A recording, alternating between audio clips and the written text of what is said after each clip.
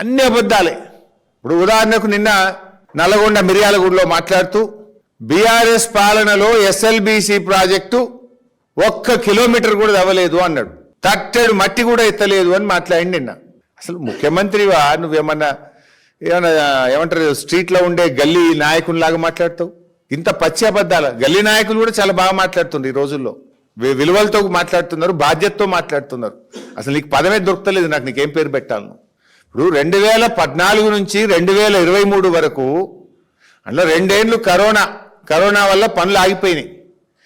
7 ఏళ్లలో BRS party మా ప్రభుత్వం 11.5 కిలోమీటర్లు ఎస్ఎల్బీసీ టనల్ తవ్వింది. 11.5 కిలోమీటర్ల పనులు మేము చేశాం. నువ్వు 2.5 ఏళ్ళు అయింది నువ్వు వచ్చి.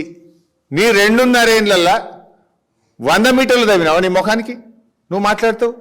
మేము 7 ఏళ్లలో 11.5 కిలోమీటర్లు తవ్వినాం. మీరు మూలకు పడేసిపోయినరు. బీఆర్ఎస్ వచ్చిన నాడు ఎస్ఎల్బీసీ మొత్తం కూడా తుప్పు పట్టిపోయి మూలకు పడేసి 2 ఏళ్లుగా పనులు బందుబాటి గబ్బిలాలు నిలయమైపోయినటువంటి దాన్ని మళ్ళా ఓపెన్ చేసి మేము 11.5 కిలోమీటర్లు పూర్తి చేస్తే నువ్వు 2.5 సంవత్సరాలు అయింది. నీ 2.5 సంవత్సరాల్లో నువ్వు 100 మీటర్లు తవ్వినావా అంటున్నా. 100 మీటర్స్ 100 మీటర్లు తవ్వలే కానీ మీ అవినీతికి మీ ఆగమాగం చర్యలకు ఎస్ఎల్బీసీ టనల్ కుప్పగూలిపోయి 8 మంది ప్రాణాలు బలిగొన్నావు. కనీసం శవాలను బయటకు తేలేని చేతగాని దద్దమ్మ ప్రభుత్వం నీది.